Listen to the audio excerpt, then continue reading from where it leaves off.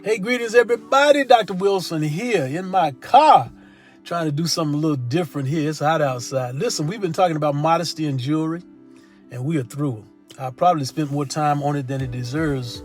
Well, not if you look at social media. It's been a good discussion. Let me transition out of this subject with the thought, and it's an important thought. You can't die on every hill. Let me say that again. You can't die on every hill. You need to know what's a sin and what's not. You got to know what's required of you and what you are free to do. Because all scripture is important, but not all scripture is equally important. All doctrine is valuable, but they're not all of the same value. And the reason this is important is because when everything is a sin in the church, everything is a fight. Let me say it again. When everything is a sin, everything is a fight. This is day 23 of 32 or 3-minute nuggets from the book, Adventist Arguments and Disputable Matters, How to Move Forward When We Don't Agree. Again, when everything is a sin, it's a fight. And that's what happens in a lot of churches. But what happens inside of you is even worse. That internal fight. It's not a fight between you and God. It's a fight between you and you.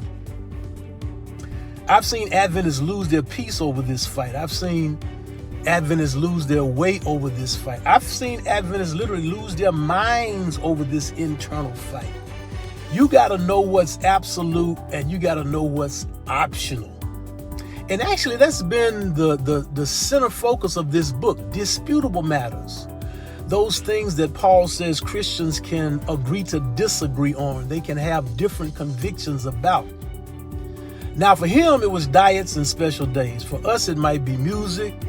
It might be ministry methods. It might be modesty and jewelry, in my opinion, or modest jewelry, I should say.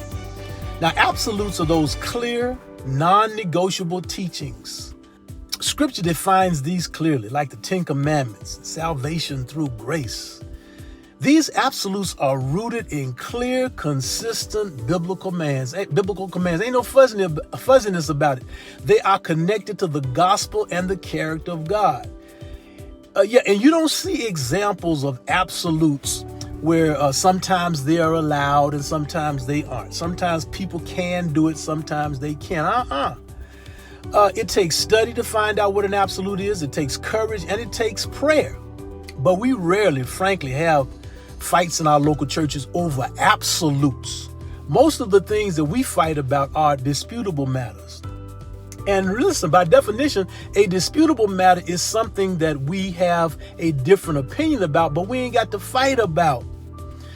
As a matter of fact, why don't you give me an example of an absolute and give me an example of something that's optional? Yeah. Why don't you put in the chat an example of something that you feel is an absolute that everybody needs to do, and give me an example of what you think is optional for you or for church members.